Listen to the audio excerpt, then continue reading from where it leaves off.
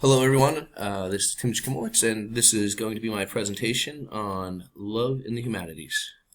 So we're going to start out with Eros and what that means, its involvement in the past. Eros is pretty much a love of physical lust, as you see there on the slide. It's when you think of it, think of the words erotic. It's that passionate type of love. It's very, as I've said earlier, physical. It's named after Aphrodite, and it's the opposite of agape, which we will get to later on in this presentation. We're going to cover Eros in the next couple slides and how it fits in with things. So this here is a picture of Venus and Adonis, and it has connected to lust in classical myth. The story is going to be explained in the next slide. I'm just going to leave this for a second for you to take it in. You see Cupid down there in the bottom. He has a big part in this story.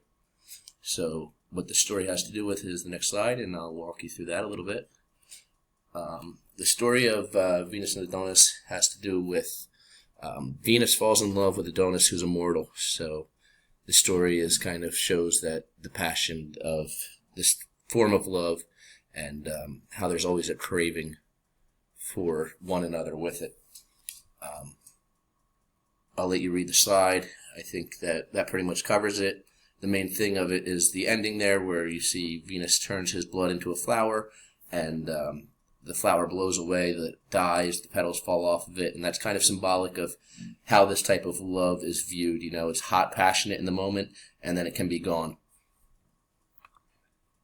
So, medieval love, the big thing to hit on here is these, you'll see Goliards on there.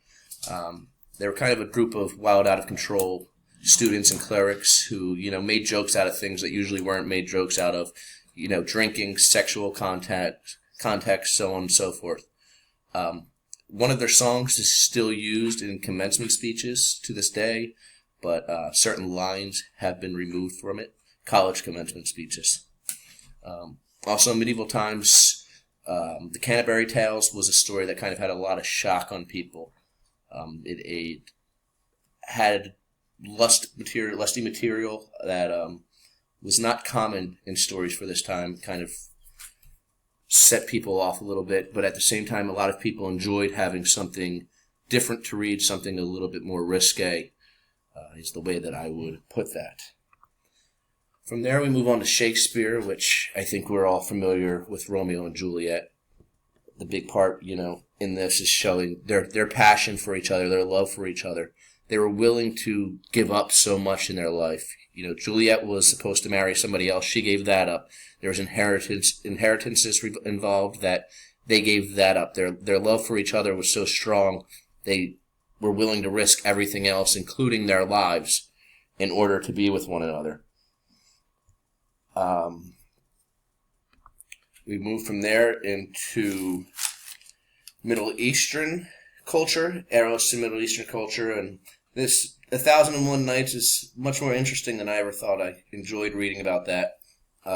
It's actually the name of the Arabian Nights is 1001 Nights, which is a story of a sultan's wife.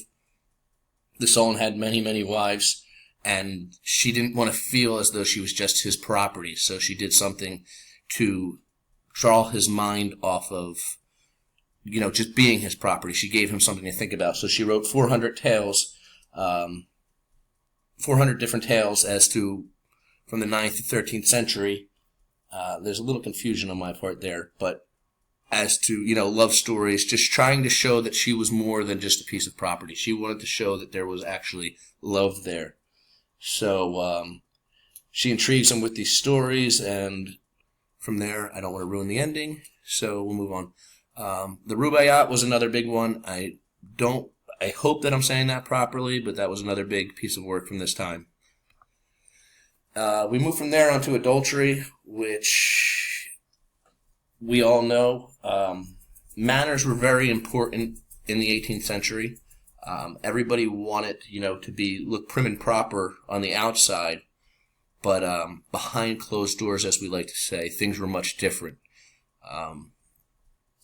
We'll hit on it later, how men and women were viewed different in this type of behavior. men were kind of enjoyed and, celebrated, looked cool for that, while women were judged or put down. You got some Mozart works that show this, and of course today we have two, in my opinion, absolutely fantastic artists, and Taylor Swift and Carrie Underwood. But of course, plenty of musicians today hit on this theme of cheating and, how it breaks hearts and so on from there. So, as I mentioned earlier, agape is the opposite of platonic love. It's, just being, you love each other, you really respect each other, but there's no sexual involvement. It's platonic love. The interesting thing with this is Plato's belief that the soul is a prisoner of the body, and, in life it's trapped in there, and it's the soul that wants to get out. So it also has this belief that you can fall in love with anything based on its beauty, and not for physical pleasure. You can just enjoy something and not have to make love to it, not have to be erotic, as I said earlier, in order to be in love or be with that specific thing. So we're going to hit on this topic a few more times throughout this presentation. We move from there to family and friendship, which, again, it's a different type of love. The funny quote that I found from this was Voltaire, who says, "It's a group of people who cannot stand the sight of each other, but are forced to live under the same roof." I've always heard the saying that you can choose your friends, you can't choose your family. So it's kind of that same belief. And as it says here as well, family, we like to put out there, how close we are and how friendly, how great everything is, how wonderful everything moves. But behind closed doors, I don't want to use that term again, things aren't as they always appear. There's always turmoil in families. And in the last 50 years or so, when we were used to, father providing for the family, everybody sat around the dinner table, those relationships and the love in the family has changed much differently from what it was in the past. Women have more rights now. Women have different roles in the workplace. That changes the structure of family. And then there's the temptation of so much access to sex and so forth online, which has really had an effect on family. Goes back to adultery again. So we're going to move on from here. And again, it's family conflict, so we're pretty much still in the same thing. A lot of fairy tales center on, the evil stepmother, or, the evil stepsister, Cinderella, for example, and how we can help this conflict and move on from it. So they generally end in happy endings, whereas a lot of literature doesn't stick to that throughout time. There's a lot of truth. Everything doesn't have a fairy tale ending, which I think we've discussed quite often in this class, that it's something that we need to accept. It might be something that's good for children, but we need to start to realize that there's truths out there that we may not enjoy, and truths that we need to accept in order to feel that we fit in with others when we're going through these hard times. So moving on, we have religion. So this is interesting that, religion sets the guideline for the father and child relationship. God is kind of viewed as the leader of the household. And we move on from there. And, families start at first as tribes and then larger groups, and with blood relatives, and then there was a leader in that. It was always the leader was kind of viewed as the god of the god of the family, I guess you could say. The older patriarchs of the family were the god in a mirrored relationship. As you see as well, that fear was used inside the family to teach the children to respect their leader. Respect their laws, respect what is expected of them. It's the same way that we fear God. We're God-fearing in that if we don't do right, we're not going to go to heaven. We're going to go to hell. So this was very commonly used in family. The love is there, but the love is there in a disciplined way, going back through time.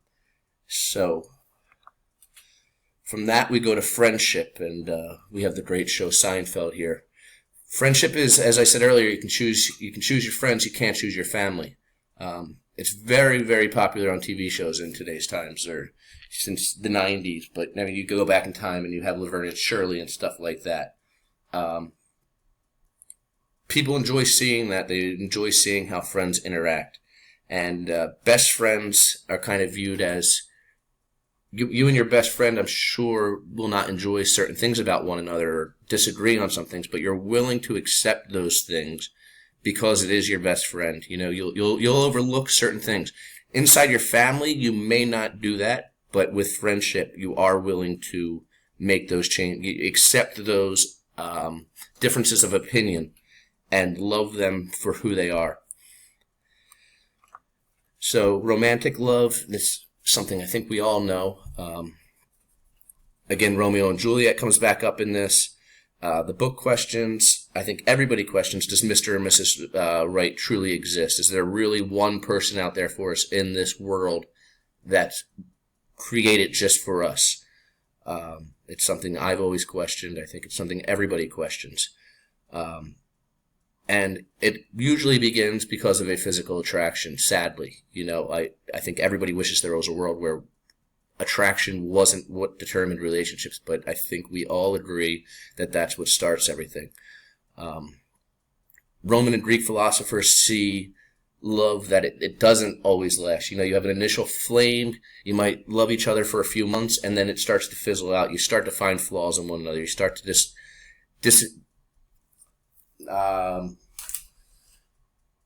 not regret, but not agree with everything. You start to have conflicts between each other because you start to disagree, as I said earlier.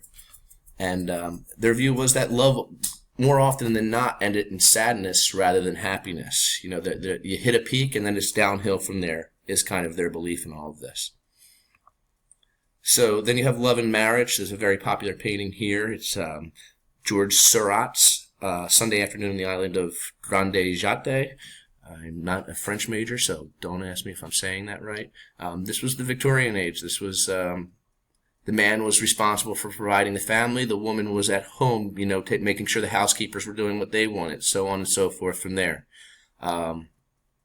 So this is their styles of dress and so on and so forth.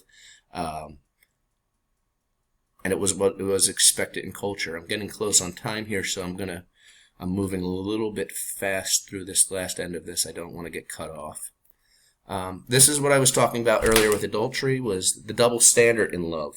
You know, women were expected to remain virgins until marriage, whereas it was okay, you know, that men were going around and doing what they wanted, or who they wanted, I guess is the way to put it. And it's still that way in society. You know, the girl who was popular in high school gets labeled certain names that aren't okay, whilst the guy who is popular in high school is the cool guy. He gets all the girls. He's cool. So I think we all know that feeling, and I think we know what I'm talking about there, and it's not right. So hopefully it's something that changes, but I'm not sure that it ever will.